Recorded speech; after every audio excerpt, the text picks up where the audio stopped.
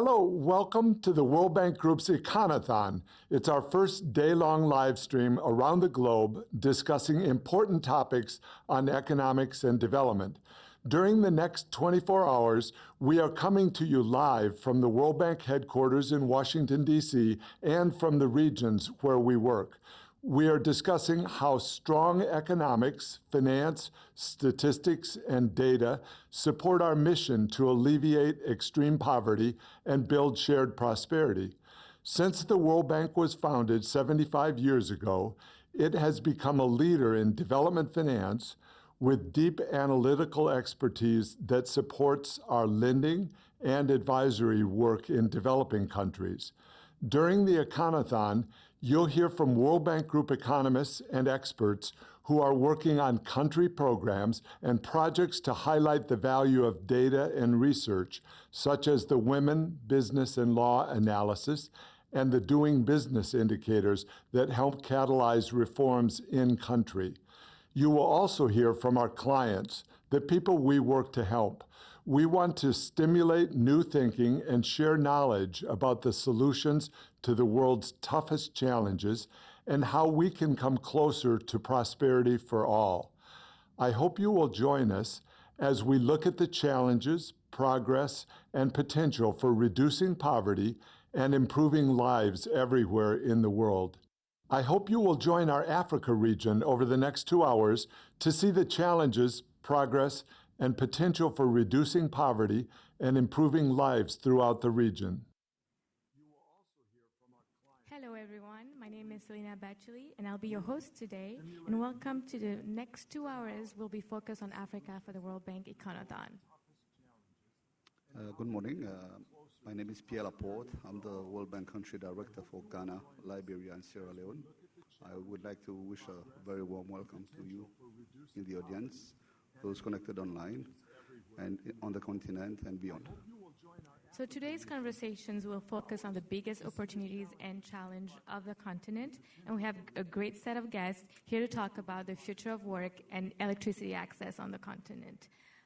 You can follow along online with the hashtag Econothon, and we're going to kick things off today with hearing from our Vice President for the Africa region, Mr. Hafez Ghanem, and then we'll hear from other people across the continent what they think are the biggest challenge and opportunity on the continent.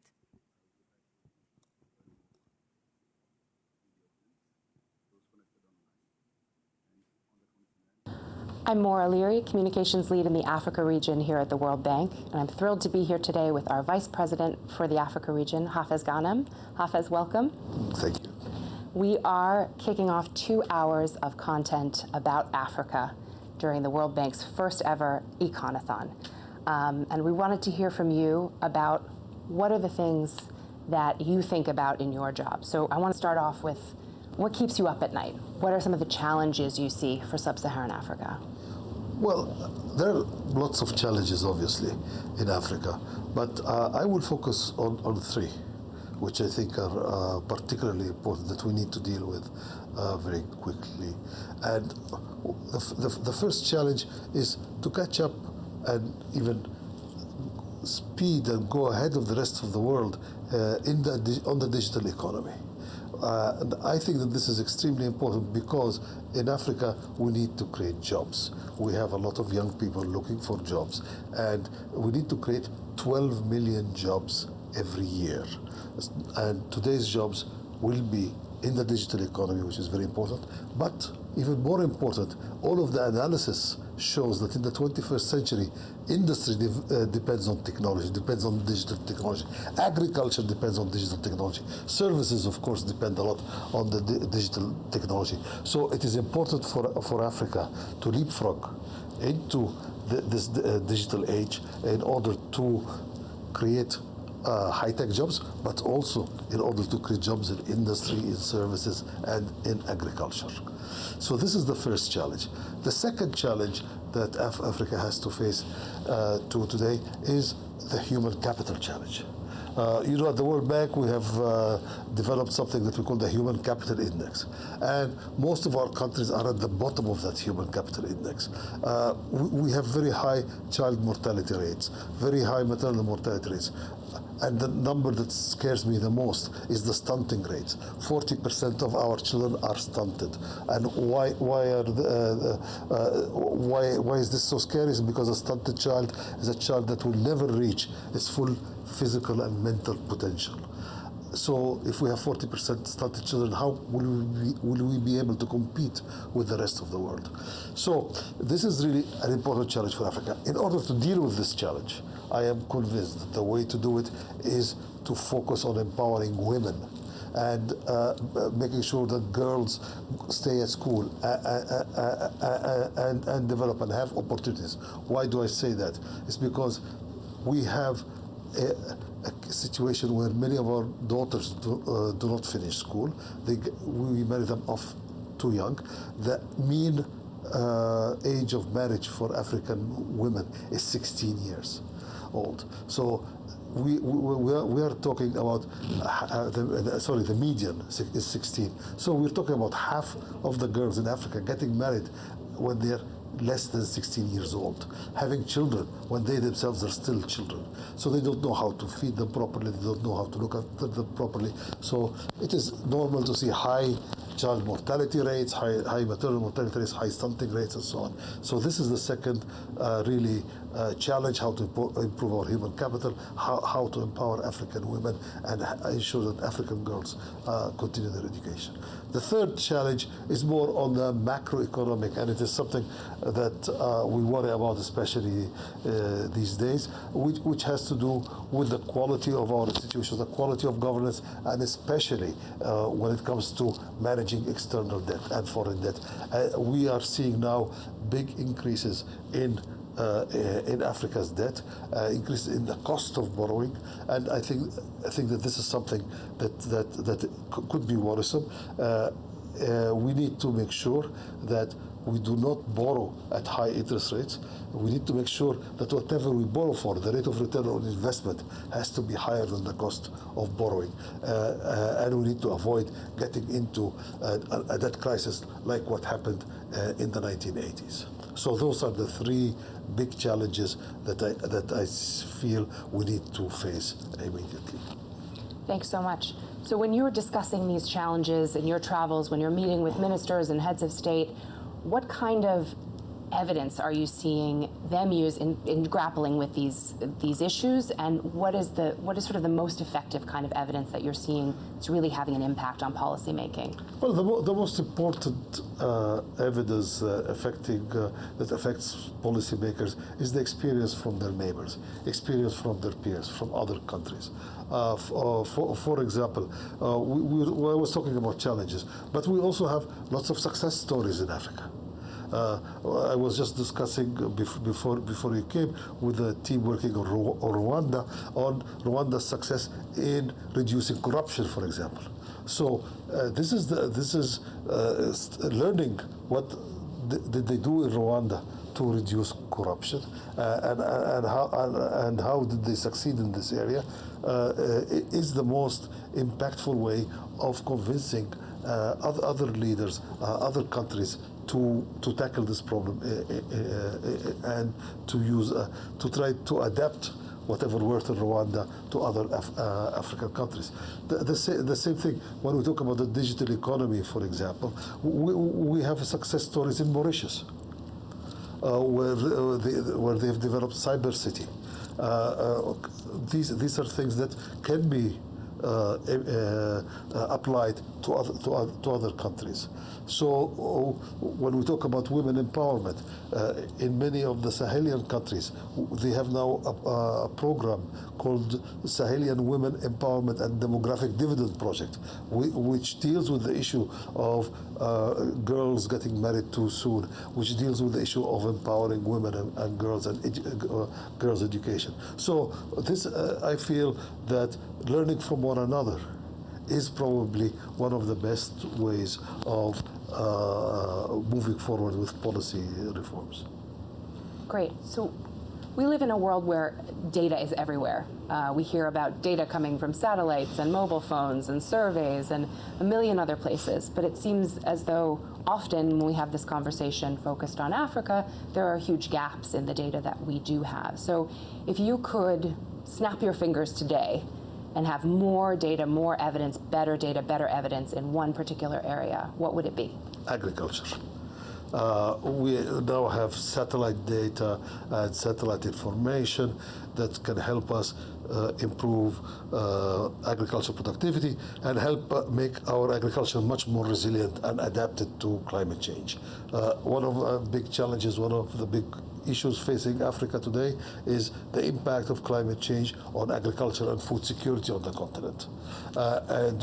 We have now the technology and we have the data and information to be able to make our agriculture more resilient to climatic shocks, more resilient to droughts, and so on. And I think that this, in the immediate future, is something that we really need to work on and we really need to develop. So final question, what inspires you about Africa? What opportunities do you see? What excites you? Oh, lots of things excite me, but let me give you at least two things that are really exciting about Africa today. Actually, three things, if I may. The first thing that's really exciting about Africa is its youth. We talked about the digital economy. Well, I go and visit the young startups, the young people working in Lagos or in Accra. We see we are a youthful continent where people, those young people, have so much imagination, have so much innovation, and I think that this is the future. That the youth of Africa are the future, and they are the ones. That's why we need to invest in education for the youth. We also need to invest in the infrastructure to ensure that they have access to the digital economy. They have access to electricity and everything that is needed so that they can develop their talents and their abilities. Second opportunity, of course, in Africa is its natural resources. Africa is the last frontier. There are huge natural resources in this continent, and obviously we need to use them, we need to capitalize on them, and we need also to protect them and make sure that they are impactful. Finally, one thing that makes me very optimistic about the future of Africa is the recently agreed Continental Free Trade Agreement. I think that this is really the future for Africa, regional integration, the integration of Africa. I tell everybody, Africa is 1.2 billion people. India is 1.2 billion people. India is one country, Africa is 52 countries. We need to create one big market in Africa to attract investment, to create opportunities. And I think that this move towards a free trade area, a continental free trade area covering 1.2 billion Africans, I think is an excellent move. And we at the bank will do everything we can to support it and make sure it succeeds. Thank you so much, Hafez, for sharing your thoughts. And now let's hear from some voices across the continent on what they think are some of the biggest challenges and opportunities for Africa.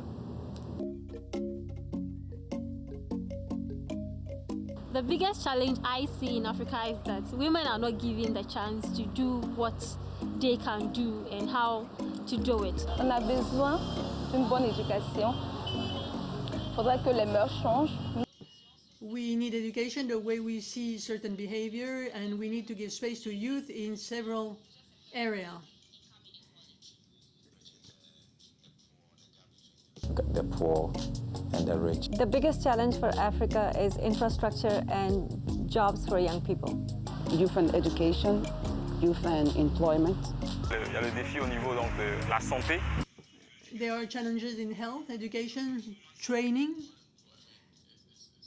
Main time bomb for us. Yeah. The lack of jobs for the youth. Déjà, je dirais. I'd say employment. Jobs for the growing population, especially in sub-Saharan Africa. Every year, 11 million young people are coming on the job market, and the job is not there for them. One of the biggest challenges in Africa is economy. Good education systems, Que si je dois choisir trois. If you have to choose three things, poverty, education, and governance. The avoidance of conflict. Climate change. The biggest challenge I see for Africa is our inability to find a way to make use or maximize our natural resources available to us. Poor governance. The quality of our government institutions. Leadership. Leadership. I think if we can get the leadership right, I think the region could do better. Governance and the way our leaders in Africa are leading their countries, basically. The biggest challenge we see for Africa is obviously corruption. Corruption. As soon as we can deal with corruption, I think the continent will be in a better place.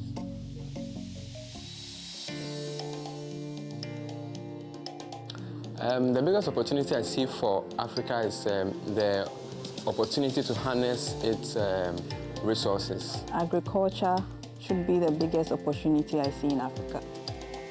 Among the biggest, I think, is agriculture. The biggest opportunity within Africa, for youth especially, is agriculture. Improving our natural resources. That would be one good opportunity. The biggest opportunity in Africa, as we speak now, is digitization. The biggest opportunity I see for Africa is leveraging technology to enhance youth employment. Je pense déjà. I think we have so much wealth here. Africa has such much wealth. Ecotourism and wildlife conservation, these are important areas for the African continent to take advantage of. I think the biggest opportunity for Africa is in the youth. The biggest opportunity in Africa is its youth. Africa has an incredibly strong, dynamic youth that is eager to take on the world, to improve the status of the continent, and particularly young women, I think, are raring to go to make sure that they have a better future. The people. It's youthful population. The biggest opportunity is the population.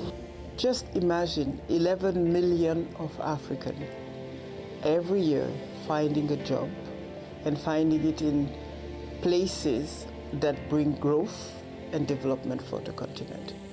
That's the opportunity.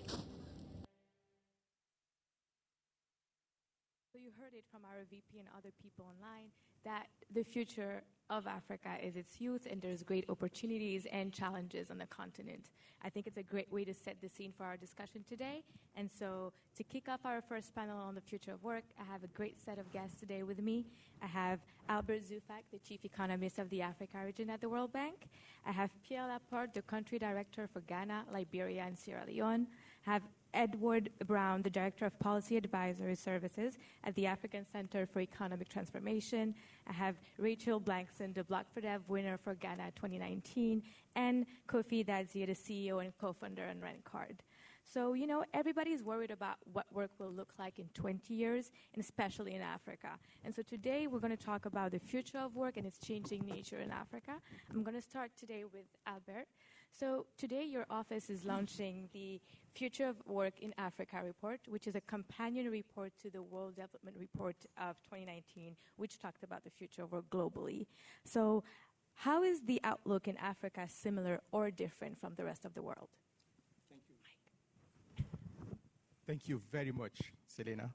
And it's a great pleasure to be part of this first ever Econothon at the World Bank. The World Development Report 2019 emphasized the tension between job losses that may come from digital technologies and the job gains from innovation it brings about.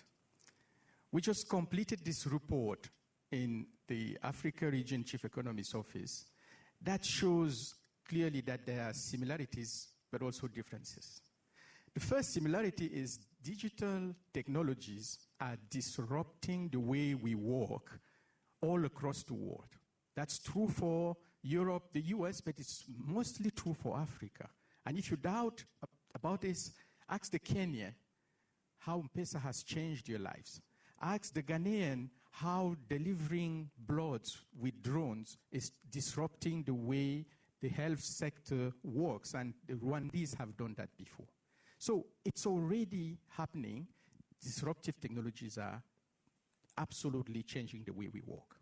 Now, the big difference we find is that Africa has the potential to harness these technologies to actually boost employment and productivity. In fact, we find that the new innovations will not displace workers, but increase employment both for skills and unskilled workers in Africa.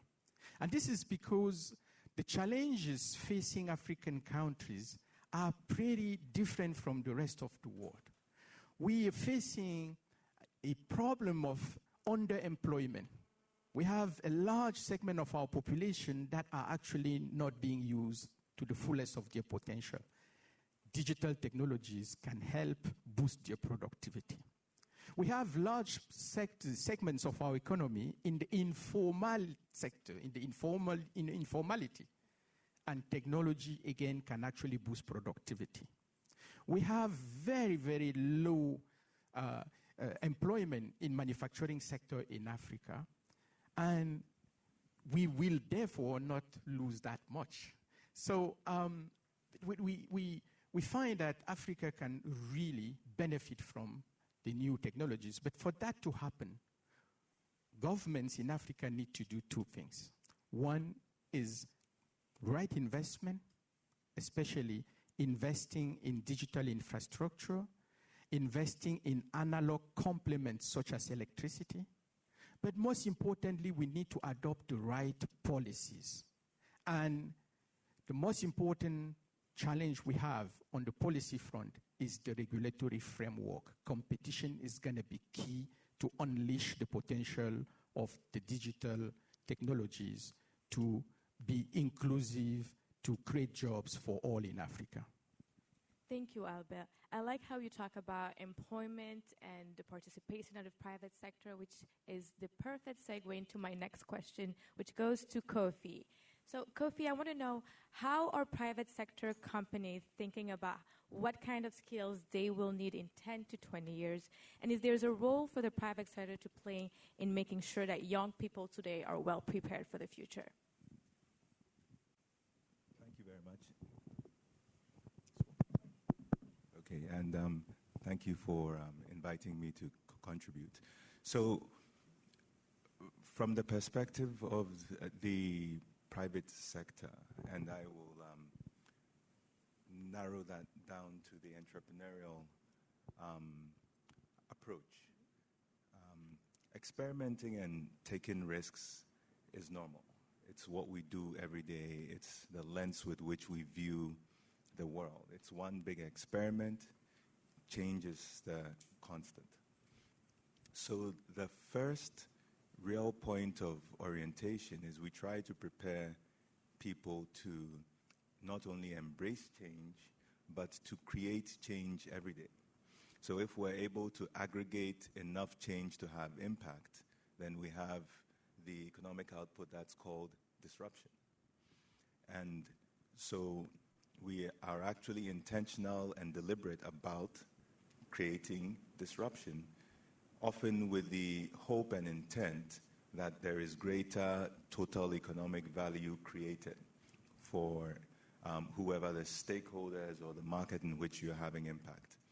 So what we see happening is that data is being recognized as the most significant commodity.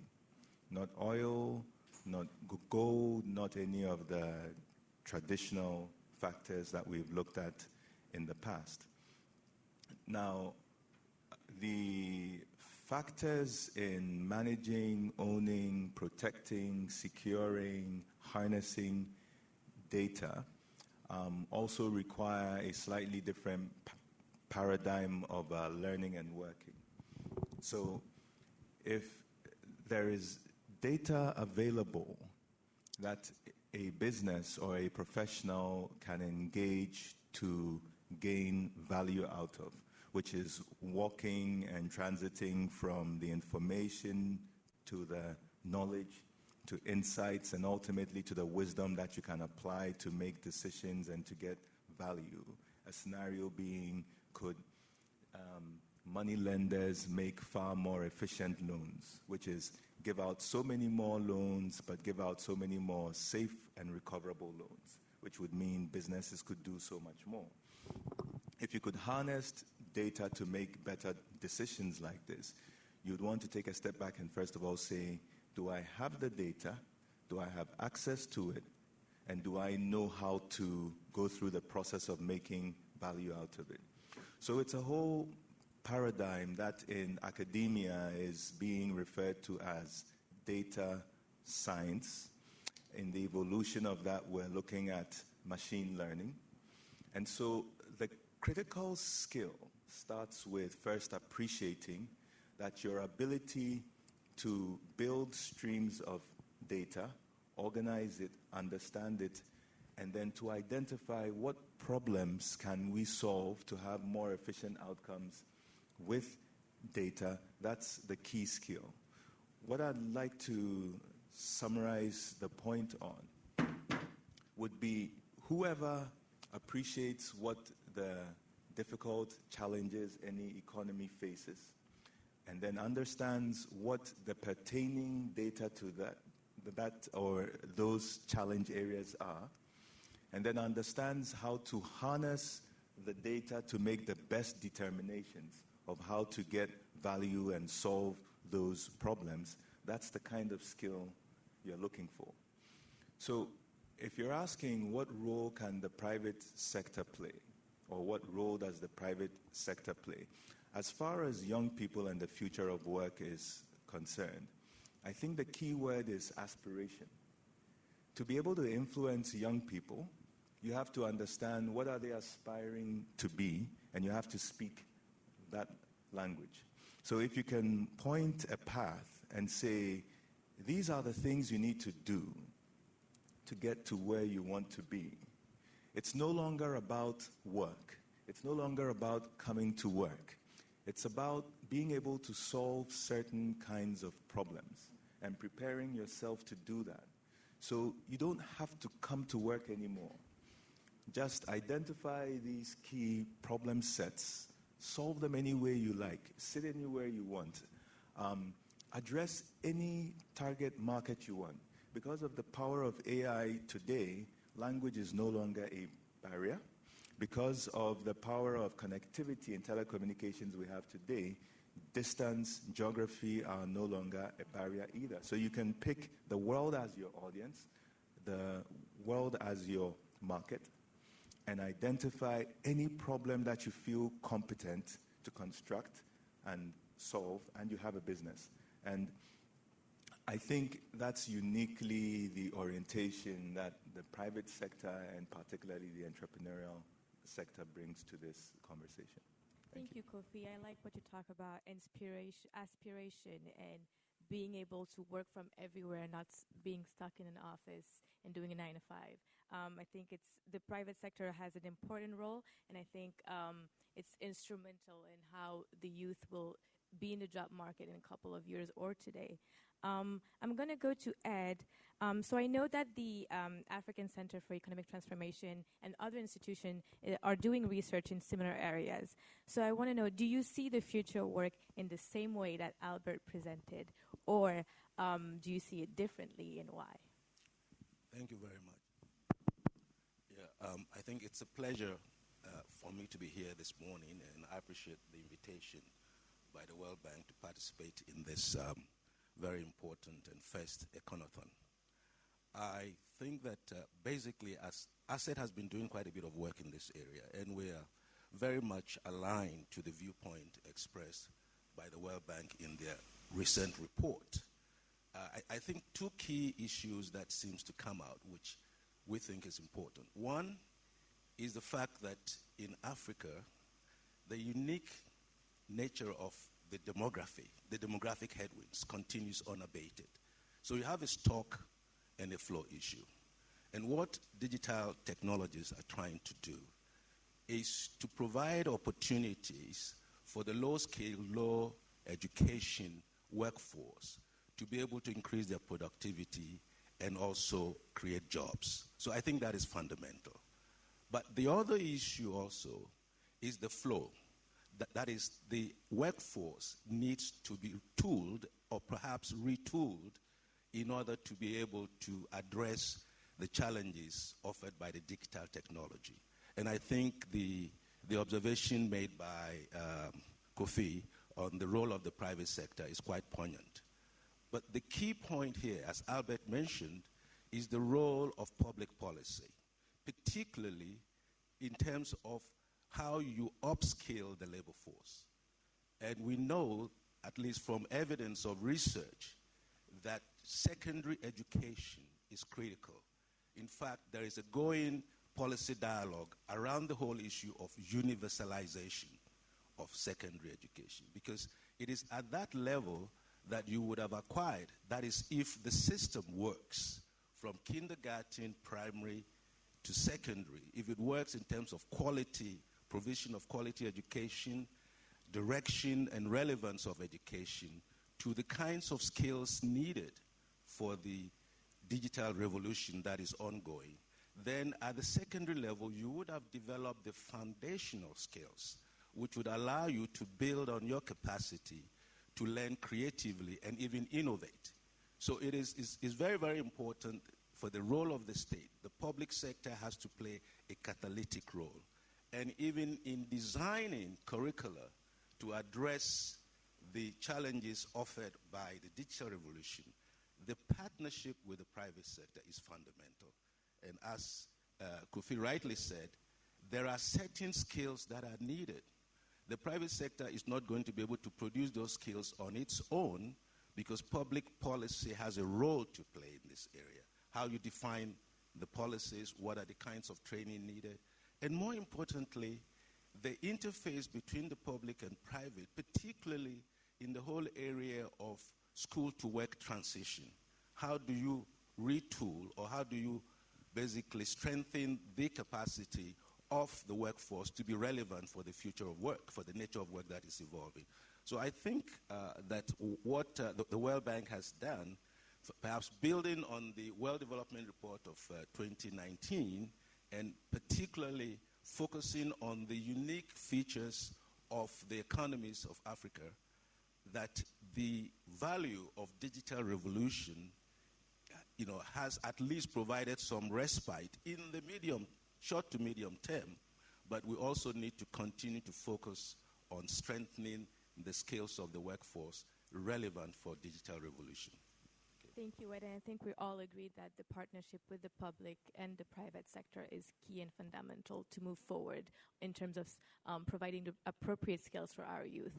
Talking about youth, I'm going to move to Recheal. Recheal, you were the Ghana's winner of the 2019 Blog for Death contest organized by the World Bank. And you blogged about the future of work.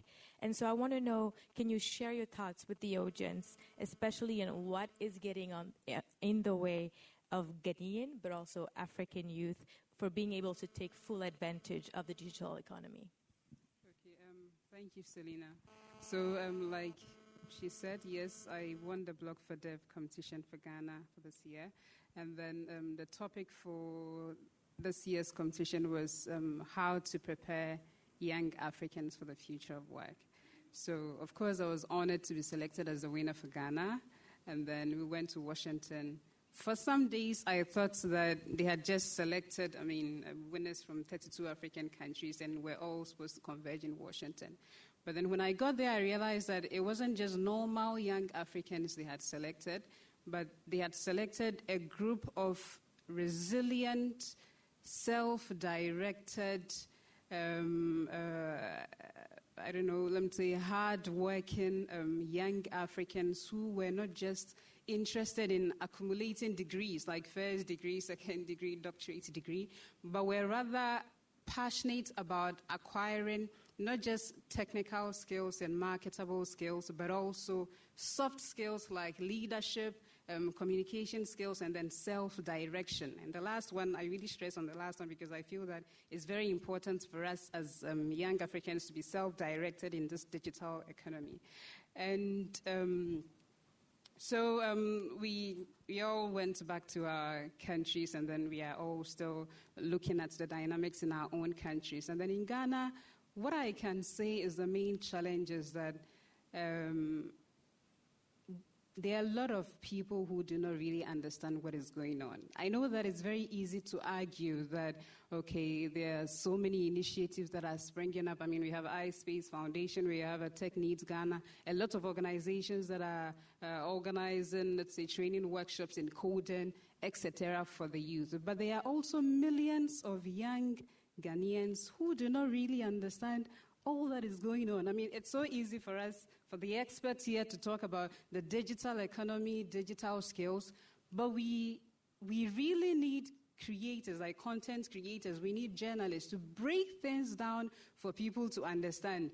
I can tell you that we can just select one person over here in this room and then ask the person to explain to us what the digital economy is. There are people who fumble, really, I'm telling you, and that is the truth. So I feel that there's still a lot of awareness that we have to create. There's a lot of investments that we have to pump into communication so that it's not just 5% of the Ghanaian youth that understand the trends that are going on. I mean, what is really at stake for us as young Africans, why and how we should prepare ourselves for the future of work. But it's like just, let me say, the entire Ghanaian youth population that we are driving along to understand what needs to be done and to understand that, I mean, it's urgent for them to build the technical skills and the soft skills they need to succeed in the digital economy. So to me, that is the challenge I'll talk about. Thank you, Recheal. I think we're all agree on what you said, and it's needed to move forward. After talking about everything that you guys have said about the private sector, what needs to be done, what is going on right now, I'm going to ask Pierre. So you've just joined as country director for Ghana, Liberia, and Sierra Leone. And before that, you were in Côte d'Ivoire as also country director, covering several Francophone countries. I want to ask you, what have you seen operationally that has really worked to build people's skills and that could be replicated in other African countries or even globally? Thank you, Selena. First, just to say what I think has not worked. What has not worked is that the education system in Africa, unfortunately, has basically has gone backward, as we all know. And in order to produce the right level of skills, the right level of youth, qualified youth for the labor market today, you really need a strong basis. And this has not been happening, and we need to relook at that. Today, we talk of, if we want to really get Africa out of poverty, our countries need to go through structural transformation. And this means better jobs, better quality jobs, and the system is not producing that. So what we've seen is an attempt to respond to that with the traditional way of doing things. For instance, in Côte d'Ivoire, a recent study showed that much of the effort to produce more qualified youth is by giving traditional financial and marketing skills, and the results have been mixed. So what I think has worked, from what I've seen, are two things. Kofi talked about the private sector. I think giving more space for private sector to be part of the dialogue into how we shape up the skill building is the way forward. In Côte d'Ivoire, for instance, we see companies like Orange working with universities to shape up and build the right skills, because today, as I said, the system is just not producing that. And to the extent that our countries, our governments are more open to work with the private sector and to allow them to be part of that conversation, this is going to make a difference.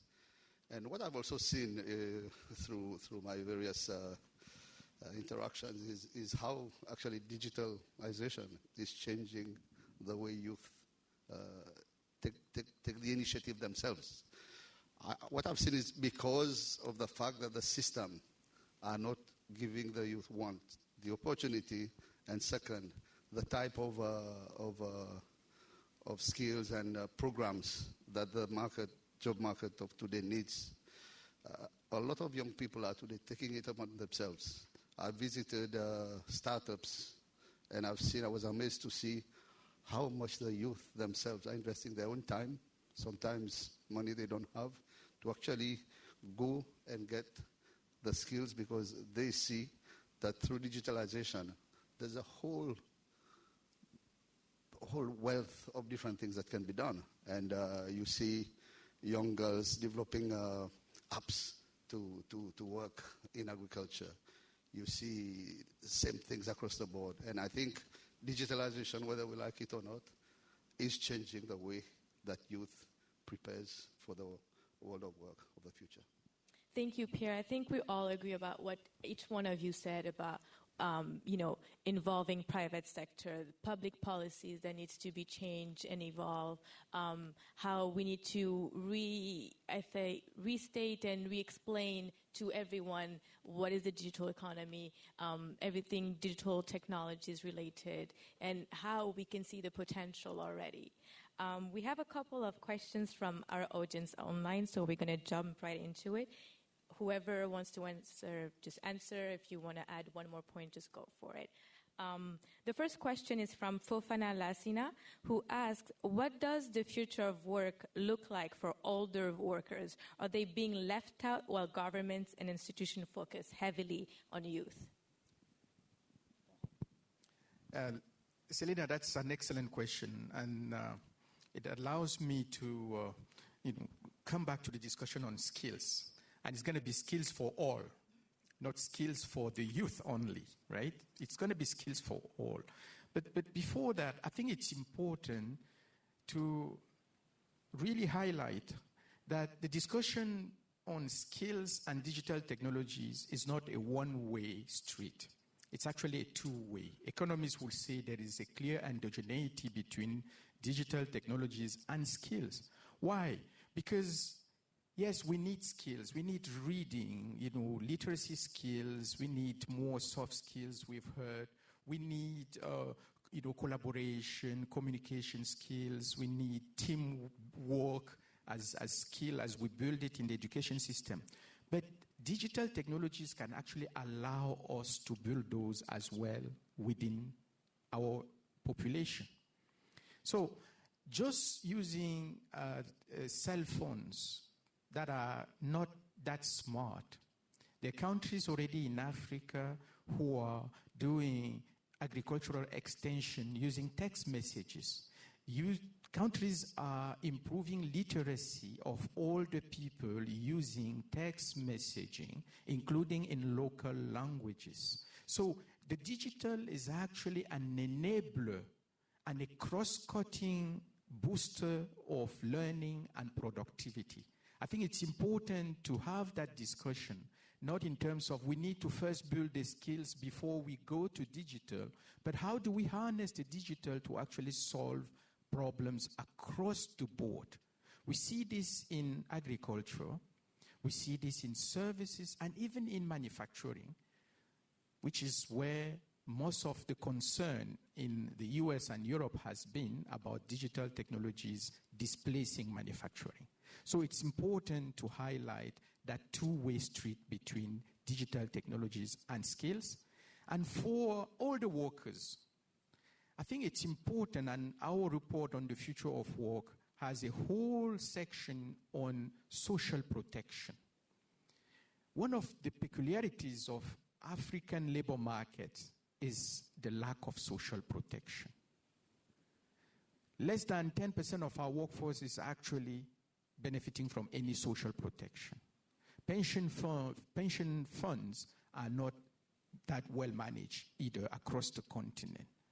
And it is important to place that discussion on digital technologies as a way to solve the social protection. And that would happen, we argue in the report, by placing social protection in the overall strategy of job creation and productivity growth across age groups. So we can also harness digital platforms to better administer the few social protections that are programs that are actually running.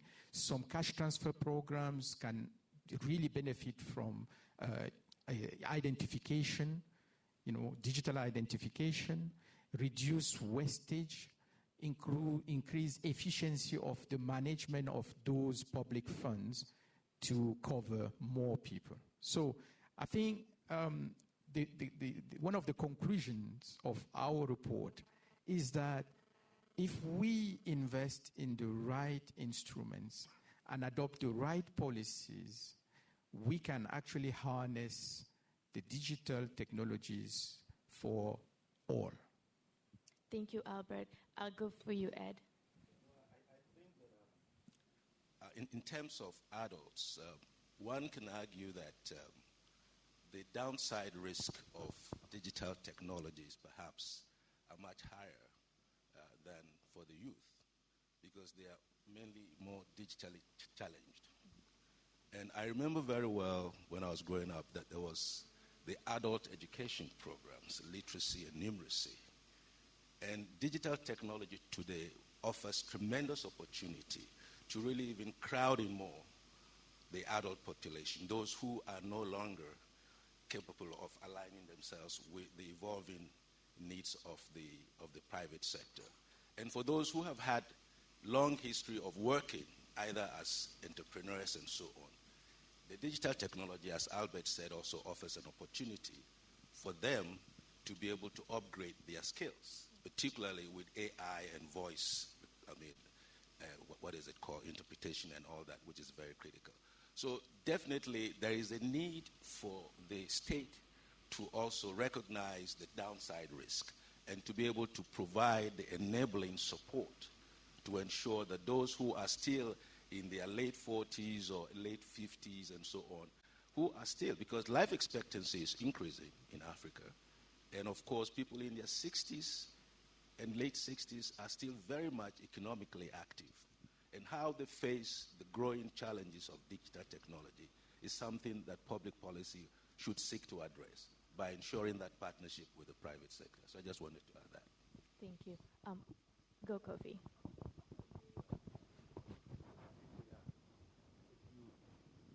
If we describe people's engagement with whatever market they're in to be based on what problem they are interested in solving. So if I'm a doctor, I'm solving problems to do with people's health. If I'm a lawyer with legal issues, then young or old, I think the real barrier is whether a person has easy access to where the latest relevant learning is. As in, from a public policy perspective, how cheaply available is bandwidth?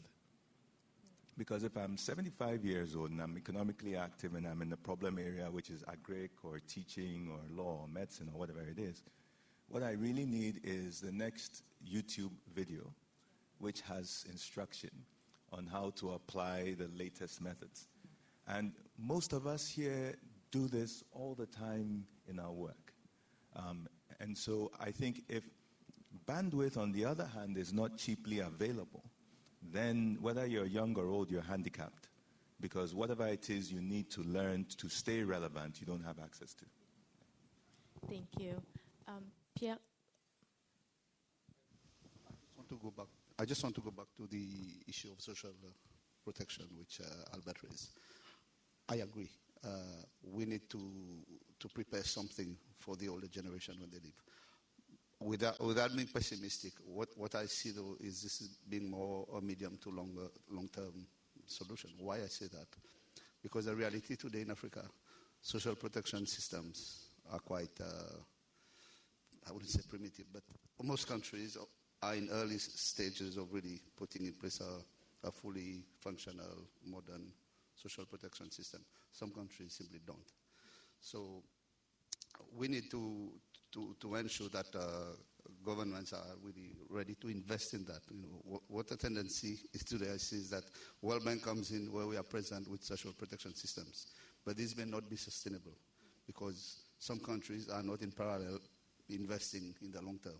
Once the World Bank project goes, what happens? So it is important that countries do invest in this system, not just for the issue of dealing with old age workers, but really to have a functional system that is sustainable and looks beyond just what World Bank or the donor projects do. Okay. Thank you. I think we all agree that as I'm recapping, so social protection is important. We also need to think of the digital transformation and digital technology as a medium for everything. And it's an enabler for lots of different things in, touching on different sectors and a way to get old workers, but also young workers, to get skills and to perform in the new age. I'm going to ask you a question. It's kind of a general topic that came up a lot online, and it was, there's a vocal crowd that pushes back on the focus on digital transformation, given the other significant challenges that the continent is facing. Are they right? Or is there a trade-off between digital and analog, or could they coexist?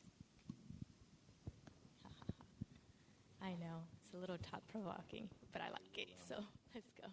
I will attempt this. I think if we look at history and even the present world we live in, things tend to evolve, and we don't always have a clean cutoff between one way of work or engagement and the other. And there is a place for everything. Often what people are looking for, what markets are looking for, is relevance. So let's make this contextual. In a lot of Africa, still today, embarrassingly, health, food, education are still not where they need to be. So if we look not at the scale or any limited view, but we look at the problems that we want to solve, then we have clarity.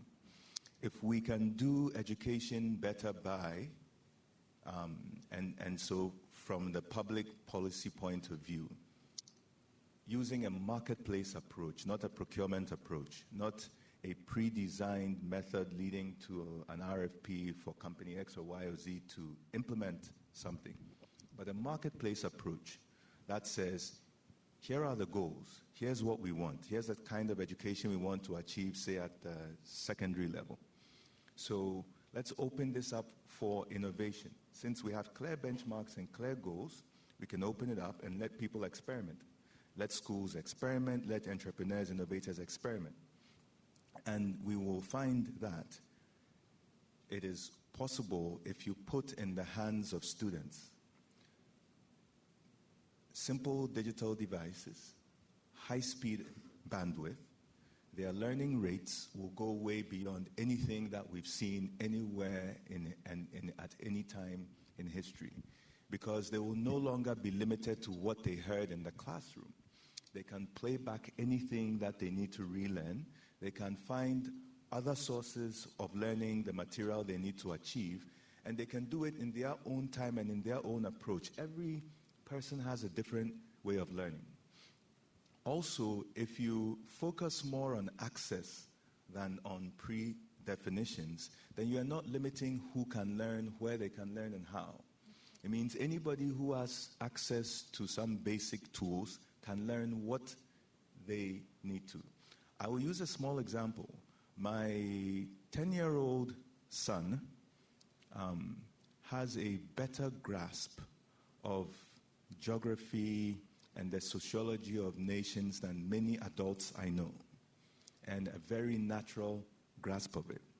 He acquired this through watching football and playing FIFA 18 on his Xbox, because he gets to trade players, he gets to configure teams, he looks at different names, he understands who is a Portuguese versus who is a Brazilian player, even though the languages and the names are almost the same. He knows the accents, he knows the cities they play in, because in every game there is a stadium in a city and there are teams playing. He knows which are the African Africans, which are the Belgium Africans, which are the French Africans. So it's amazing how that amount of knowledge is acquired in a short amount of time through gaming would normally have taken several years of school to get to. And I think if we allow through innovation a changing the approach in the way people learn, different people will learn in different ways, and they will find the empowerment which we're ultimately trying to achieve, otherwise through fixed policies. Recheal? It should be on. Yes, it's on. Yeah, it's on. Okay, all right. So just to add one or two sentences to what Kofi just said, I feel that it will not be too ambitious for us to go fully digital, but that it depends on the extent to which our government will invest in digital infrastructure. So what he has said, talking about bandwidth and then access to simple digital technologies. So we can't expect the rural farmers somewhere in central region, to use digital technologies when they don't have access to it, when they don't understand what it means, how to use it, and then when they don't have access to things like internet. So to me, it depends. We can make digitalization and then digital and then analog coexist, or we can also go fully digital. But that depends on the extent to which government will invest in digital infrastructure. Thank you. Albert? Yeah. Thank you, Selena. I think that question is actually very important, because that crowd is not just in Africa. That crowd is global, saying, well, maybe there are more important priorities than the digital.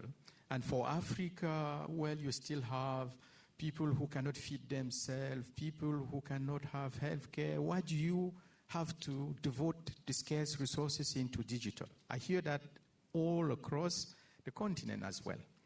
But I think that crowd is louder in places where we're still considering the digital as a sector, as a standalone silo. And I do hear this, they call it ICT sector. It's not a sector. It's an enabler across sector. Because if you start thinking that you can actually solve that,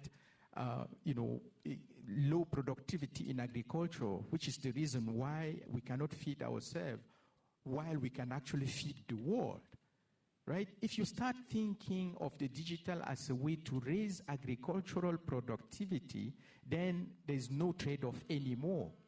And by the way, in Nigeria and Kenya, there are villages where they are harnessing the sharing economy, using tractors the way we use Uber, and having productivity gains that are impressive. My colleagues in the Africa region agricultural sector have found that in villages in Nigeria, using Hello Tractor, productivity has been multiplied by 4, right? And it's very simple. Is the farmer calling that tractor nearby on his or her cell phone, paying using mobile money, and the tractor is actually for an hour collecting information on the quality of the soil, so that fertilizers can actually be tailored properly to the field. And that leads to higher productivity.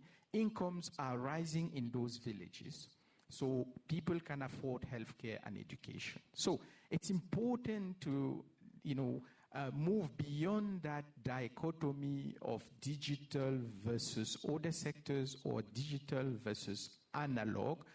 As I said earlier, we will not achieve digital transformation without analog complements like electricity, right? We need it, otherwise we're not going anywhere. Thank you.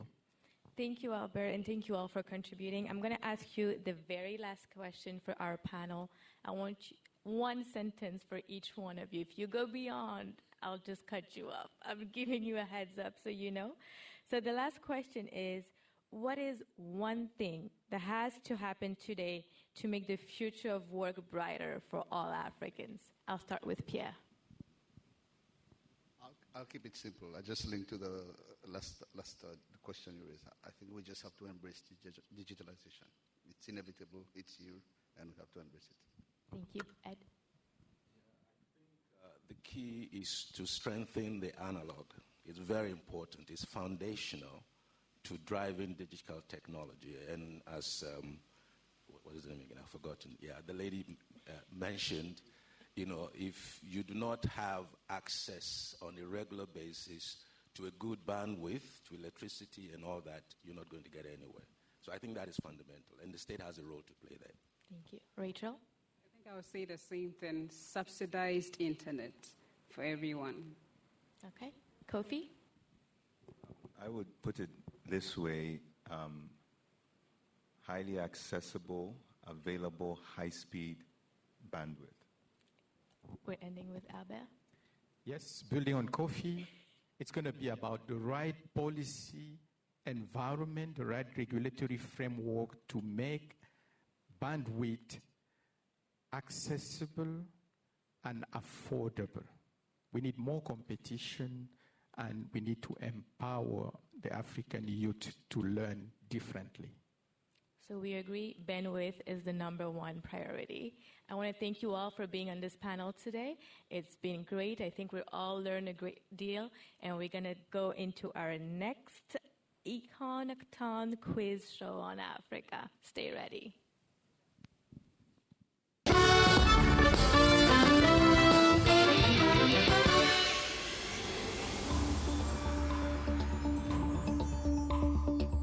Malawi, I don't know the name of the president, and I think in Central African Republic.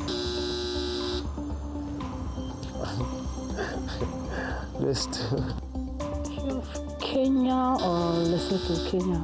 Yeah. Salif Johnson of Liberia. Joyce Banda. Her Excellency Sahel Wek Zewde. Rose Francine from Gabon. Her Excellency Honorable Ellen Johnson Salif, Joyce Banda of Malawi, and Rose Rogombe of Gabon.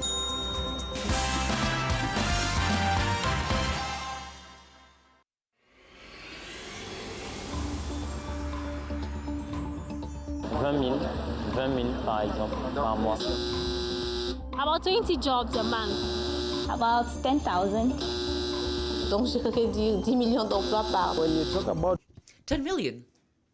You need 1 million jobs, a lot of jobs. Maybe 1 million, I'm not sure, it's just a guess. I'll say 1 million jobs per month. Yes. It's 1 million jobs.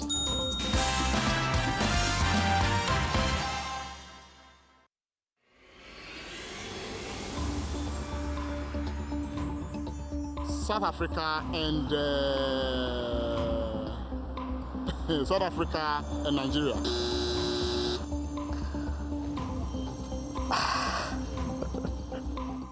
Aucun à mon souvenir. Parce que le Nigeria, je crois qu'il y avait le Nigeria dans la... Nigeria, I think, and then they were in the group with France. I can't remember. Nigeria? Nigeria? Nigeria? Cameroon? Thank you.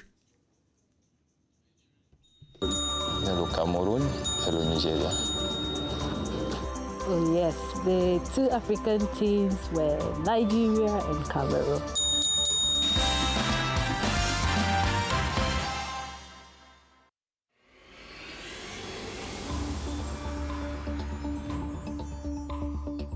Je dirais l'Amérique. America. I'm not sure about that question. I say 10%. I'm not sure.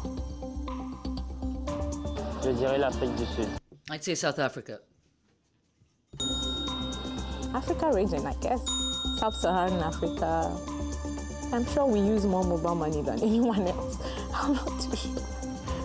It's definitely Africa. I would say Africa. Yes, it's obvious. I'd say Africa.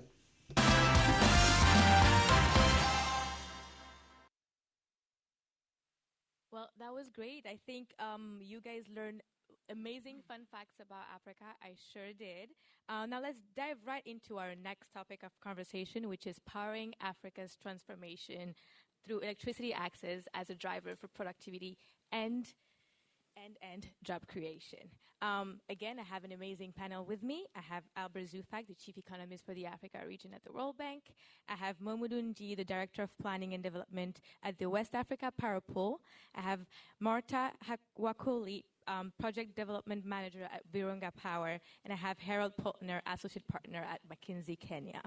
Now, electricity production, access, and reliability has been a long-standing challenge on the continent. We've talked about it in the first panel, but in order for the continent to move forward in its development, I think we all agree it's an issue that we need to address properly. So I'm going to start with Albert. So your office recently published a study on electricity access. What was the finding that struck you the most, and what are the economic implications of lack of electricity? Thank you very much, Selena. We just published a book on access to electricity in Africa. And there are a couple of findings that really struck me. The first is that, in average, we still have 6 Africans out of 10 who don't have access to electricity. That is a staggering number. That's clearly not how we will, transform Africa. We need to boost access. That's one. The second thing is when electricity is accessible in most African countries, it's not reliable and it's not affordable. The third important message of that book is that our utilities are not well managed across Africa, and tariffs often are below cost recovery, which make our utilities a big drain on the fiscal. The additional very important finding of that report is the notion that electricity and the electricity agenda in Africa is not and shouldn't be a lighting agenda. Electricity is a production factor.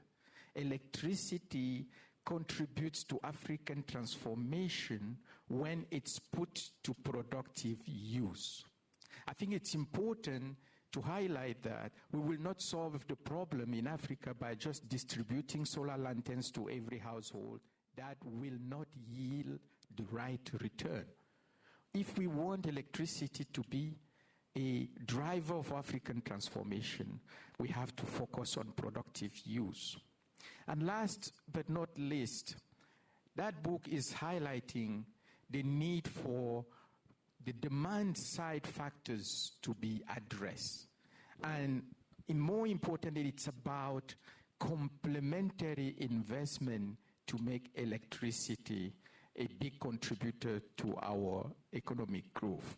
And those include ensuring that populations have enough income to actually pay for the electricity bill.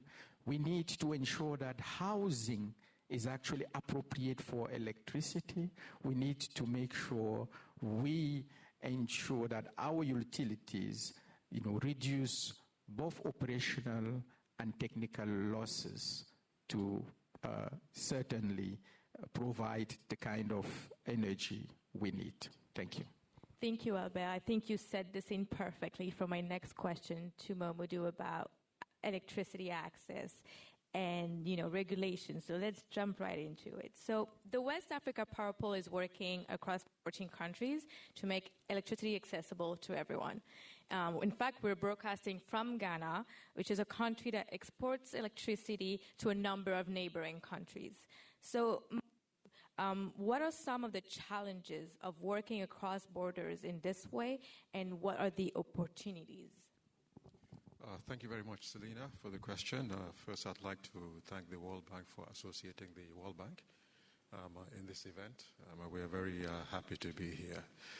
The West African Power Pool's ultimate objective is to see that a customer sitting in Senegal can buy electricity from Nigeria or Guinea or somebody in Mali, from Togo, Benin. Because we firmly believe that regional integration is part of the solution to resolving the electricity access and availability conundrum that has haunted the continent for a long while.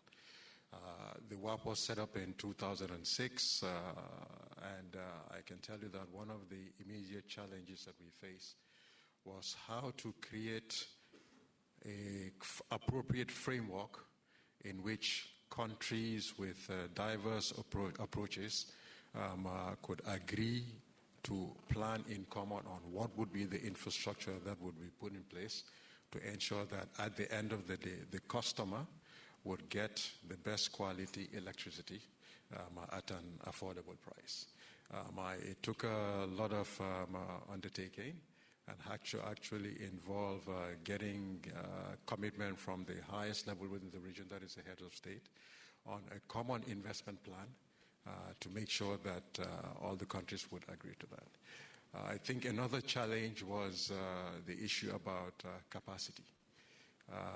Different countries were at different levels, had different skill sets. Some countries had utilities that were vertically integrated, meaning that they would be doing generation, transmission, and distribution in the same utility. In other countries, you had some unbundling that had occurred. So different countries had different approaches to addressing the electricity situation, and we had to see how we could come up with a framework for that. And one of the approaches was to say, okay, look, we need to have a master planning approach in which it would take cognizance of what was going on at the country level, but for the benefit of the entire region. In some cases, it was mostly a win-win situation, but you would find that in some situations, countries would have to forego some immediate investments in the view that in the long term, the benefits would accrue. Now, what are the opportunities related to this regional integration? Trade. You mentioned that we're broadcasting from Ghana. Ghana has been exporting to some of the neighboring countries and intends to intensify that approaches. I mean, in the region, we have a lot of indigenous energy resources that if they were developed, they could meet the needs of the region and beyond. But what is the right formula that we have to put in place to make sure that happens? We need to have an enabling environment to bring in the private sector. I mean, Albert just mentioned the situation with our utilities. Yes, there are some inherent inefficiencies that could be addressed, but it is clear that the utilities alone, without the intervention of the private sector, would not be able to deliver what we have to achieve in the very short term. I mean, I think the continent is tired of being in the dark. I mean, somebody said that even insects move from the dark to the light. So we need to do something to resolve this. The issue about capacity building also, I think it's very, very important. The digitalization effort that is happening contributes significantly to addressing this capacity building that we're talking about. But at the end of the day, electricity is an underlying enabling factor. If there is no accessible, reliable, cheap electricity, at the end of the day, then most of the things that we're trying to talk about, we will not be able to achieve the full potential. Right? You're already taking one of my questions by saying that. Come on. Okay, but I do agree that regional integration is key, and I think that's it's a key theme and point that the World Bank is trying to push forward in everything that we do. I think the AU also is seeing the same thing. Regional integration is key for the development of the continent. And it's perfect that we talk about the West. We're going to move into the East of Africa. So, Marta, you've heard about West Africa and what's going on with the West African pool. And you're joining us from Kenya. So what are you doing similarly or differently? And what are some lessons from West Africa that could be applied in East and vice versa? Thank you for the question, Selena, and thank you to the World Bank for having us. I'd like to begin by providing a bit of context for my perspective. So it's a privilege to be here as a young African, but I think it also serves as a reminder for us all that young Africans are not necessarily a problem to be solved, but a resource to be used to shape the future of our continent. That's one. The second thing, I think, is in terms of energy systems and energy access systems. As Dr. Albert earlier mentioned, I think when defining energy access for Africa, we were a little unambitious, and so we decided lighting was enough. Now, data has shown that defining access purely by household connections and lighting is not sufficient. And so I'd like to respond to what East Africa is doing differently or similarly with a focus on two main areas. The first being, how do we electrify Africa with African hands?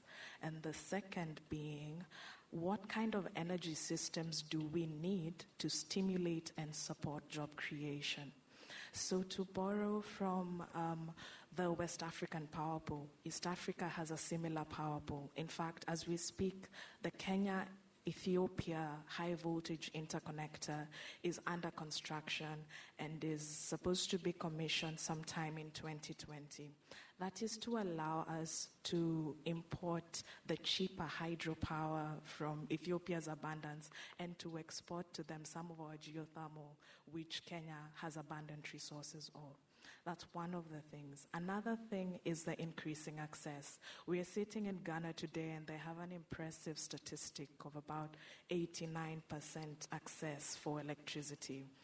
But that statistic is incomplete because it doesn't tell you about the quality and reliability of that power. We share the problem in Kenya. So we've, in the recent past, have had quite a few rural electrification and last mile support projects. But many of those are starting to realize that just putting in a connection without thinking about how to stimulate the demand, which is what Dr. Albert was talking about with productive use, or how to increase incomes for those households so that then they have more to spend on electricity, might not be a complete solution.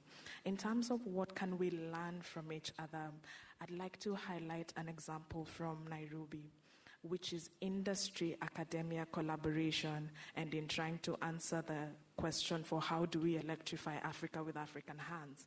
And so we have a university called Strathmore University, and they have an energy research center, which is building capacity not only for African entrepreneurs and African founders, but also for African researchers to contribute in the data science that is required to map the resources we have, to map the need in terms of market assessment for how much can we actually afford to pay for this power and for how long. And to also develop the standards and quality metrics that are required for appliances that are coming into our market or being developed in our markets. I think if we could see more empowering of African academics, African businessmen, African women who are participating heavily in being distributors for solar home systems, then there's a likelihood we will accelerate the pace of electrification, but also tie in with the issue of jobs for young people. Thank you, Marta. I think it's important to link, electricity and youth, and actually academia and data related to that. We're going to jump to our next question, which is for Harald. What are some of the innovations you're seeing across Africa that are truly scalable to close the electricity access gap in ensuring reliability? Thank you, Selena. So I think there's been a lot of talk about utilities. Albert mentioned some of the issues they face. Traditionally, utilities have been the driver of electrification. They're slow, they're capital intensive, you have reliability issues and uptake issues. And we see actually that a lot of solar home systems, for example, are sold in areas that should have grid access. What is the reason behind that? I think many consumers just do not fit the traditional profiles that utilities need. So it's actually not profitable for the utility to connect these consumers. They don't necessarily need 24/7 access. They don't have the appliances that would or the financial resources to purchase large amounts of electricity. We see mini grids stepping into this space and gaining tractions, but still facing some issues to being fully scalable. And I think there's 5 developments that we already see happening and that are going to continue, that are going to help these mini-grids to become truly scalable and truly fill part of that need for increased access across the continent. One, and I think Momodou mentioned some of the elements already, is governments realizing the importance of access and the importance also of non-grid solutions to gaining access. And there needs to be some more support in terms of, making it easier for these solutions to be rolled out in terms of import duties, in terms of tariff regulation. You mentioned the cost-reflective tariffs, or actually tariffs not being cost-reflective. How are those being imposed on mini-grids or not? What happens when the grid comes? Is there a planned grid rollout? So there can be a proper planning and forward-looking aspect of this. The business models also are becoming more and more sophisticated of these mini-grid players. We have mobile money being used for revenue collection, and there's a lot of data then being used that can help on the credit ratings. Agents are also being properly trained to identify people who have who can provide stable revenue sources going forward.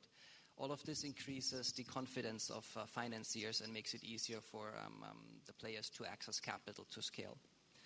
The appliances themselves that are being used on DC systems, for example, are becoming more efficient, and it's becoming easier even on smaller scale systems to have some sort of productive use.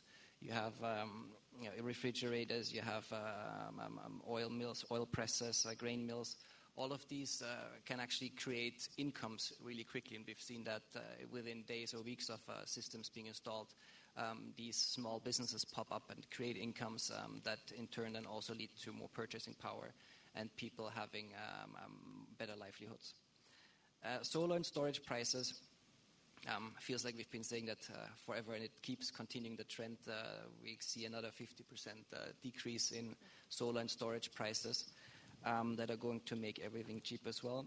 And then I think one interesting aspect is also having containerized turnkey solutions that can be deployed rapidly and in regions where you otherwise wouldn't have access to some of the things that you would need if you did a bottom-up build-up.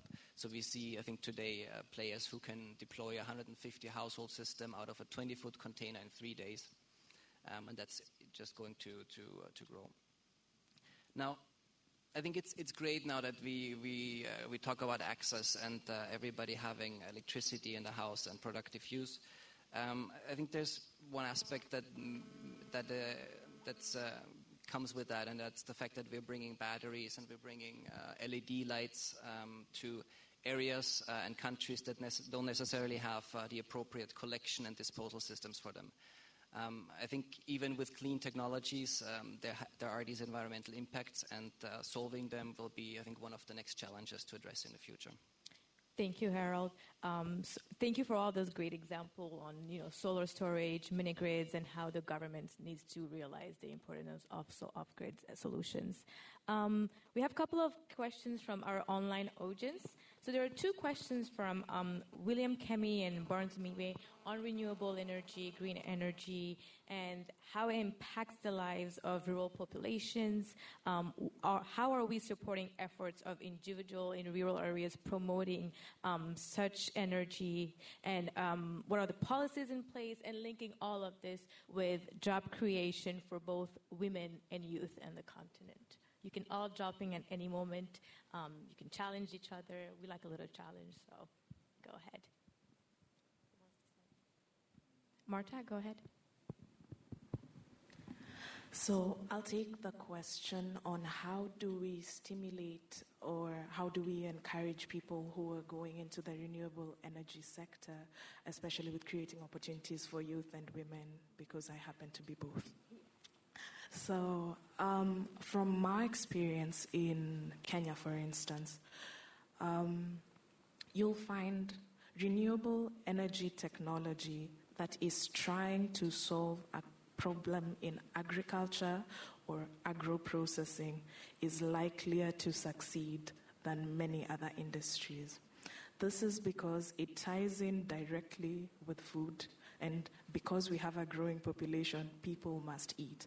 So just in terms of sustainability, then if the electricity, just as we discussed with digital technologies, is an enabler and not an end in itself, then it is likelier that business models that are looking at combining electricity and agriculture, or electricity and fishing, or electricity and some other kind of economic activity that was already in existence and just requires to be accelerated, then would provide better benefit and more longevity for the people in that sector. Momodou, go ahead.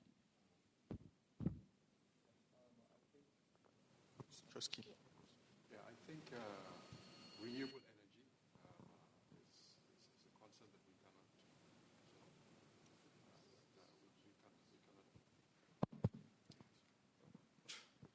cannot, renewable energy it's a concept that has to be integrated, and it is being integrated into the plethora of solutions that we can use to address the access situation, but also facilitate job creation. It's relatively new compared to the more traditional forms of energy, and there are some issues or challenges that also need to be addressed with that. For example, with the solars and the winds, the problem of the intermittency. There has to be a good combination of the two technologies with the conventional means of providing power to ensure that at the end of the day, people can maximize the use out of those. If you're going to rely on renewable energy, especially the variable renewable energies into agriculture, for example, you want to make sure that as and when you need that resource, it is available. So indeed, it is very important that we make sure that we also address some of the issues that are related to those. Thanks. Harald? Yeah, I think adding on that, the regional integration you mentioned is becoming very important also for those intermittent resources. I mean, the wind always blows somewhere. You just need to then be able to transport the electricity from that point to the actual user. And the other point on connecting energy policies and job creation, I think it comes back to what was being said in the previous panel on ICT not being a sector but an enabler. Electrification by itself is not going to change anything, right? It needs to be combined with job creation policies to actually then have an impact to be used as an enabler. In Kenya, for example, you have the big four priorities of the country, and one of them is manufacturing. That's going to drive employment, it's going to drive jobs, and it's being enabled by electricity.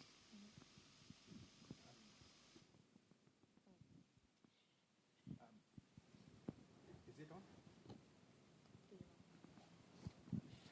on? I think when we're discussing renewable, I like to emphasize, two words: energy mix. I think what we've been, what I've been seeing across countries is that, we're shifting the pendulum too far towards the renewable, while the key is actually mixing, having the right mix depending on your endowment. And in the book, we have the example of Kenya. Kenya is one of the countries that has increased its rate of access the fastest among African countries in recent years. And the key is the geothermal, right? It's actually how they have built on the endowment to, bring in more sources and cheaper sources of supply of electricity. I think it's extremely important. The second thing I wanted to say is, it is actually possible to boost access, but also uptake. And in the book, we've seen that, countries like Vietnam have achieved universal access just in the last 20 years from 70%, right? So it's actually possible, and what I'm often frustrated about is the low level of ambition we have for ourselves when it comes to those very, very important questions. If we all agree, as we do on this panel, that electricity is going to be key for Africa's transformation, if we all agree that electricity is going to be key for digital transformation of the continent, then we have to be more ambitious. And I still see across countries those objectives of increasing access by 2 percentage points, 3 percentage points in the next 10 years. Why can't we just go for universal access? It's possible. I used to work on Malaysia. They achieved universal access in the 90s. And it was a decision from the leadership to do so. So I think it is important to realize, and the book we just published is making that point, it is possible to achieve universal access. It's really, really critical for countries to harness the endowment to diversify their energy mix. It is fundamental to emphasize the notion of uptake, because even when there is a line going through a village, we see that uptake is still around 57% if you use our household survey data. So the demand side is as important as the supply. Thank you, Albert. I don't even have to recap this. I think you ended it in a great way, which leads into the next question, which already Momodou and yourself kind of answered this, but we're still going to go for it. And so we talked about the future of work earlier. And, you know, can we really talk about a future of work or a digital transformation if electricity remains unreliable among and across Africa? Go ahead. I mean, the full potential of the future of work and what we're striving to achieve will not be attained without constant, reliable, affordable electricity. Somebody sitting at home trying to access the internet to get information on what is the latest from YouTube on what is the latest way of diagnosing a car, a fault on a car. I mean, if there's no electricity to charge the smartphone, it's not going to happen. So it is absolutely imperative that the same way that in communication we've seen some leapfrogging, electricity access, electricity supply, and everything needs to be accelerated. And the solution cannot be the traditional grid connected extension. It has to involve the whole plethora of mechanisms that are possible, rooftops, off-grid.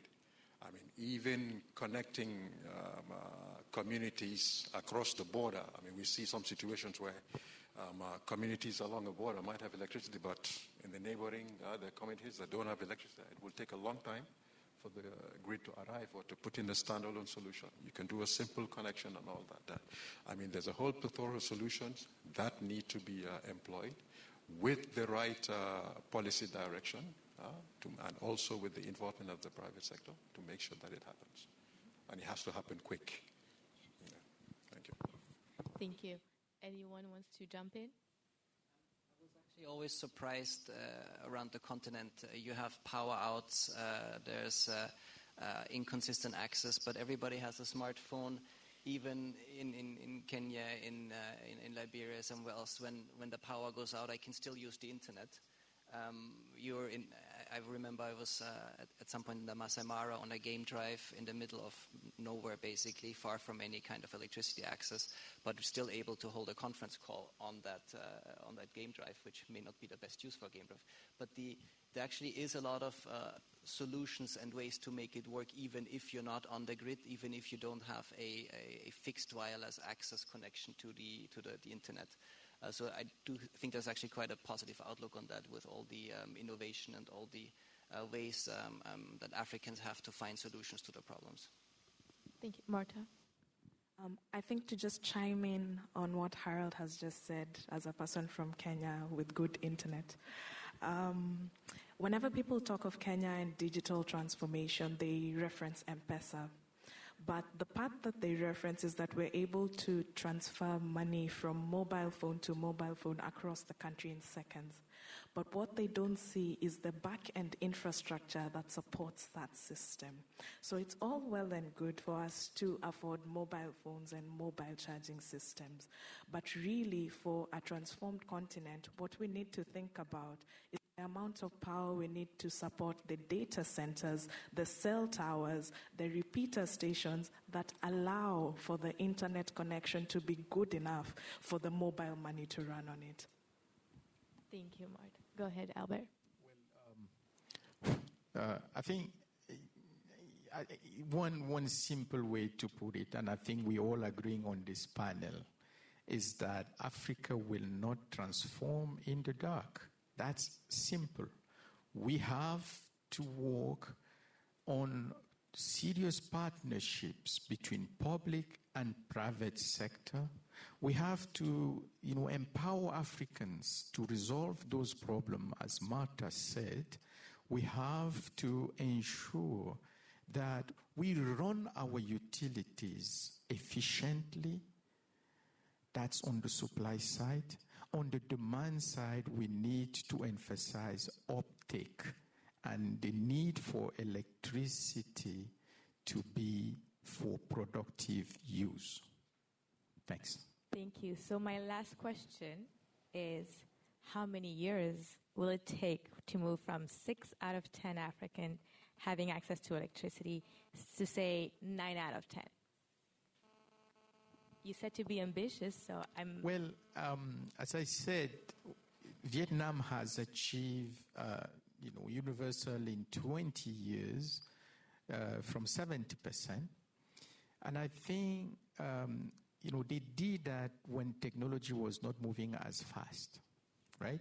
And today, with all the innovation and all the leapfrogging possible, I think in the next 20 years, Africa can actually achieve universal access, but it will require a strong will from our leaders and a strong determination from our people and an input from each of us. Okay, thank you. Do we agree on 20 years? Oh, I like that. I'd like to challenge that. I think if we increase investment in African businesses and we leverage African talent, it will take half that time. Okay. I don't want to put a number out, but I think it's about dedication and commitment to making it happen. If we set ourselves a target, if we find the financing, if we find the right mix of technologies, of access, if we focus not only on the sexy generation part, but also on the more boring transmission distribution parts of the system, it can happen sooner than 20 years, hopefully. But it really is, we need to set ourselves a target that's ambitious and then work together to make it happen. Okay, so I'm going for 10 to 20 years. Okay, I want to thank you all for being on this panel and to share your point of view on electricity access and reliability on the continent. I think we all learned a great deal, and we're going to move into our next little quiz on Africa. Please watch.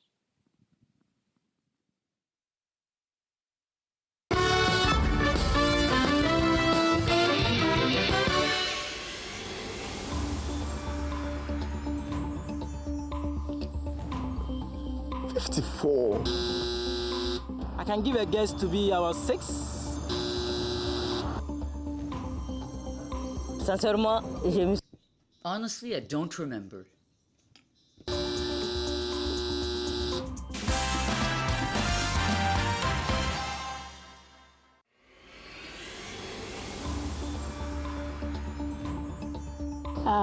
South Africa. I'm not sure if I can answer that question correctly. India. It used to be Rwanda, but I think it's Ghana. Ghana. Ghana is a country with the largest drone medical delivery system.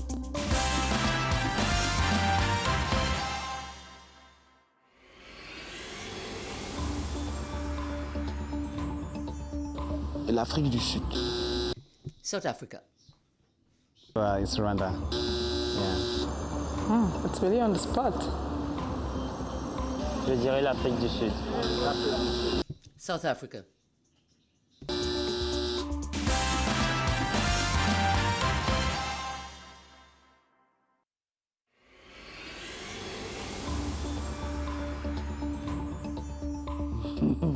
gender equality in their cabinet? I have no idea. Let me be honest. I don't know, but I'd say Côte d'Ivoire. Côte d'Ivoire, my country. Rwanda, Ethiopia, and Ghana.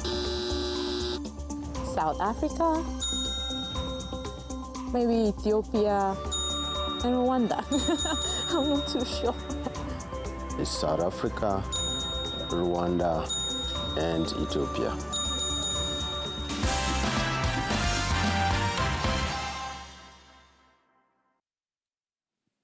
Well, thank you. I hope you guys learned some great facts. I did. I didn't know Africa had this many female presidents. So yes, girl power.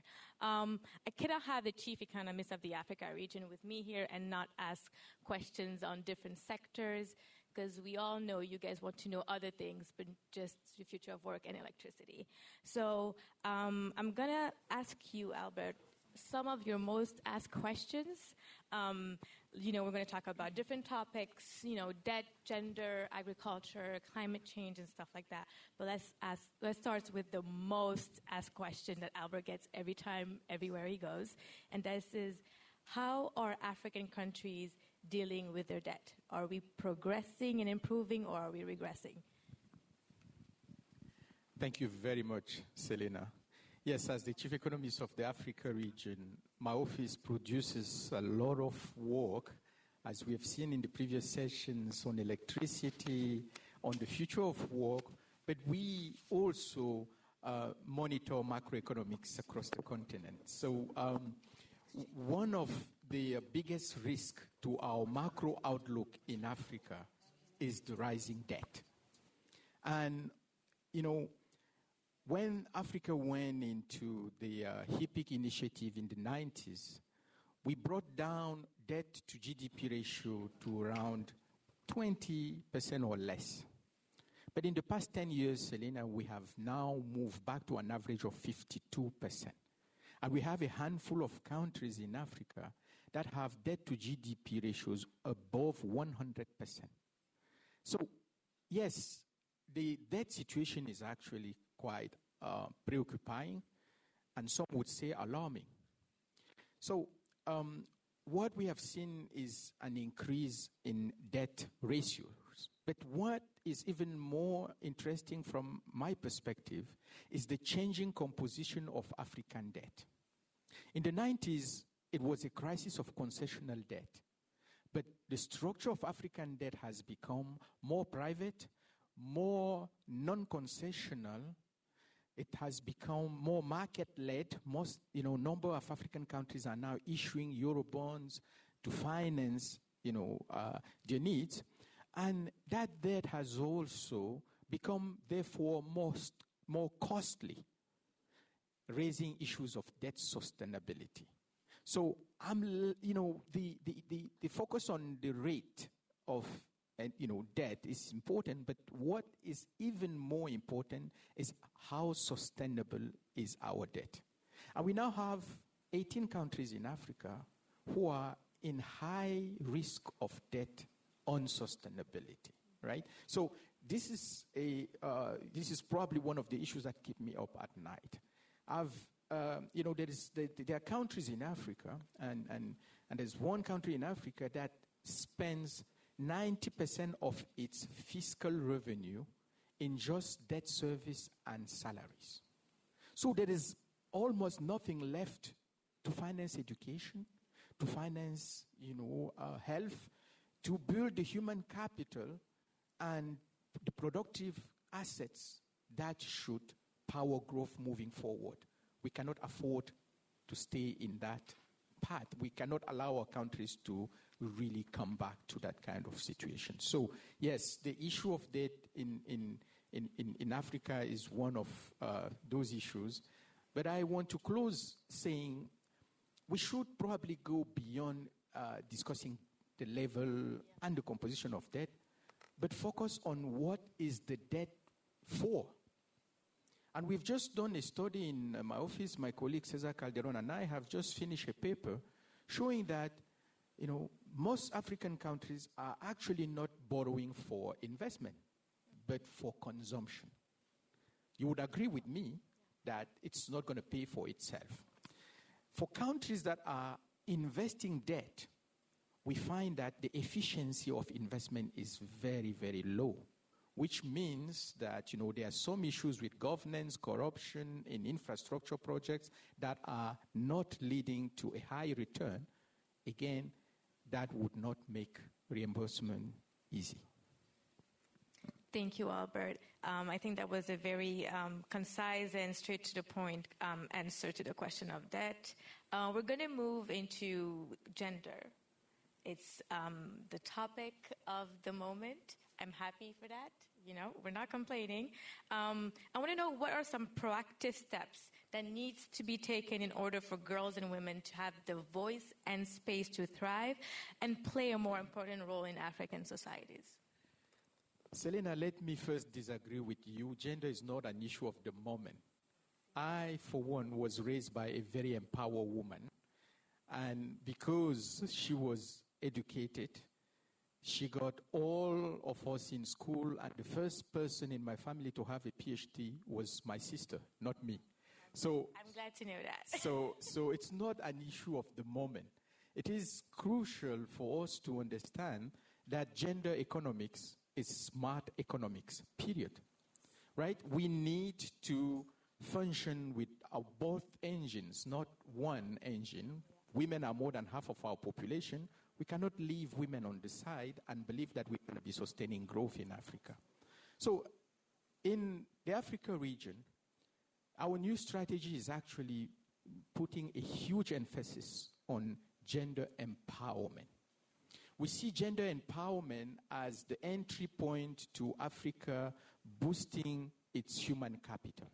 Why? It's pretty simple. We have empirical evidence showing that if you keep girls longer in school, you improve your economic outcomes. It goes through a lower fertility. If you keep girls longer in school, they generally have less children, and they take better care of these children.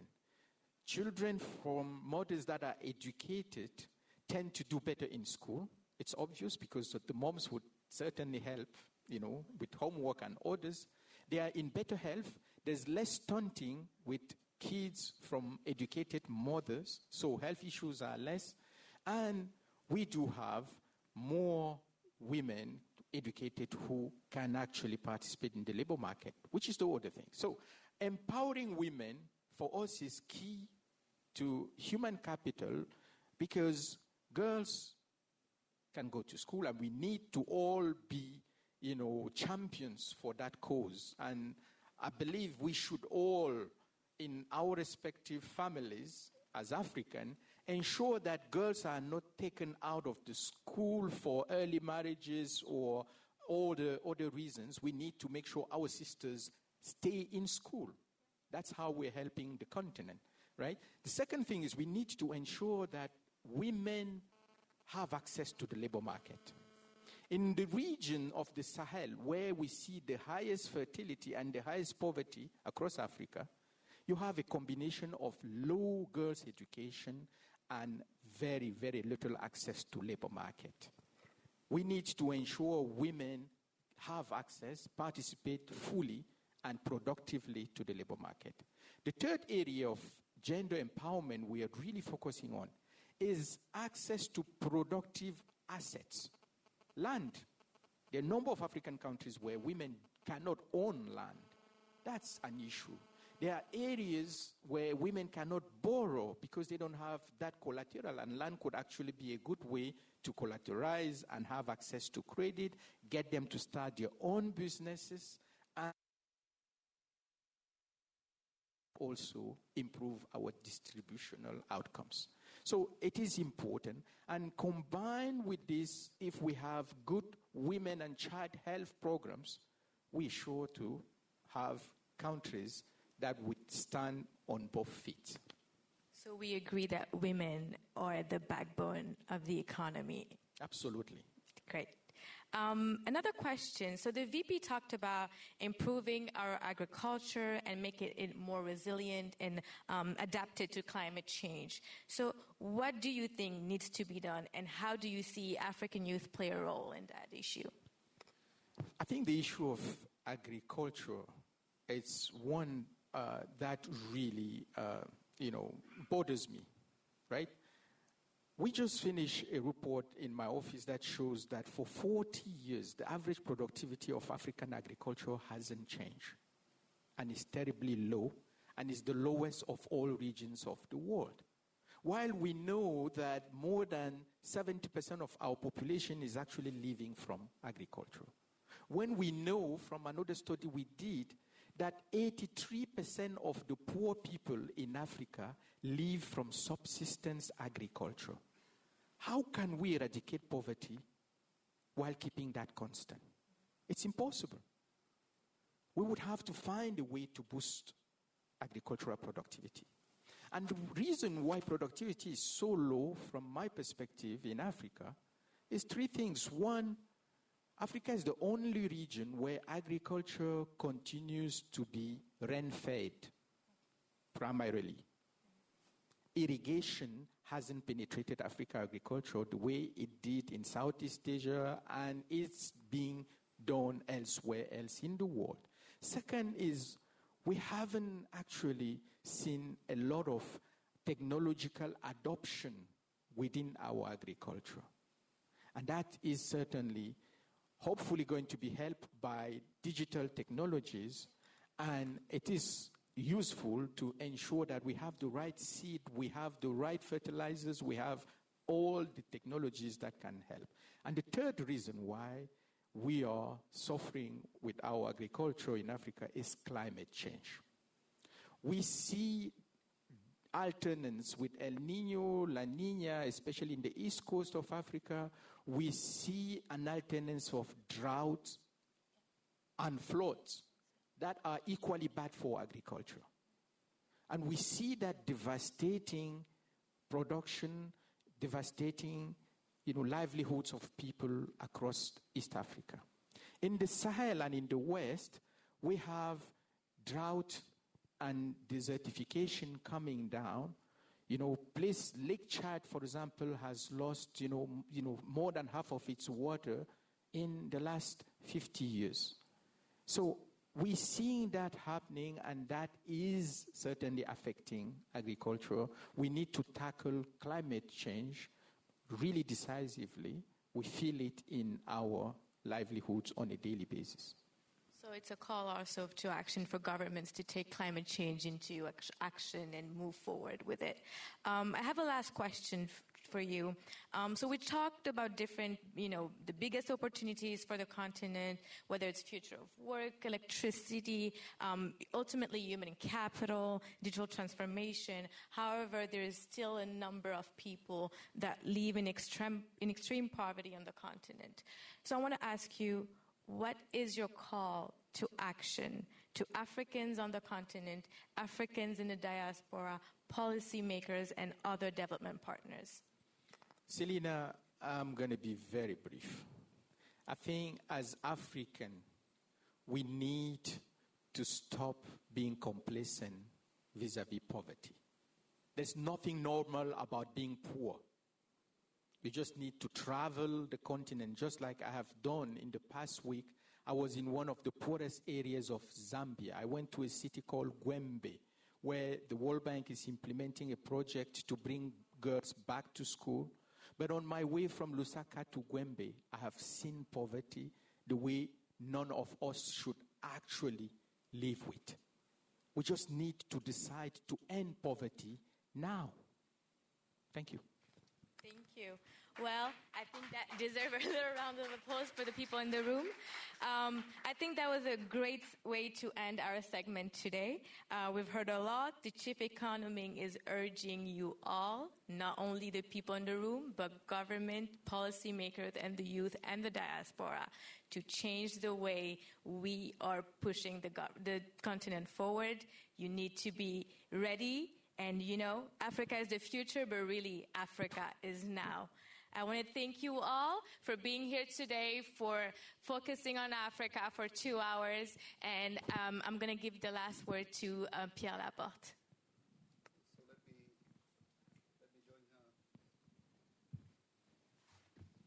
Let me join Selena in thanking everybody here in the audience and those connected. I just wish to say that really we've had a very fruitful morning of discussions, beginning with the whole issue around the future of work, especially how digitalization can really help change the equation. We saw one big issue, the big word that came out was connectivity. And the need for adequate policy and institutional support. We also heard how we need to continue to focus on powering Africa. Without adequate power, adequate energy, we cannot have development. That's clear. And finally, I thought the discussions around gender and empowerment of women in Africa is key. I agree with Albert. I see this every day. Without giving women the tools and the power to really make a change, Africa will not really move the way we want it to do. So thank you once again, and it's been a pleasure to have you all. Selena, thank you. Thank you, Pierre, and I want to do a special thank you for all our panelists. You guys did a great job. I'm told the audience online was very happy about what you have to say, and they learned a great deal on electricity, utilities, and off-grid and mini-grids. And I think on the future of jobs and the future of work in Africa, we agree that the youth is the future and the most important resources and asset for Africa. It was my pleasure to be your host, and I wish you an amazing morning or wherever you are the rest of the day. Thank you.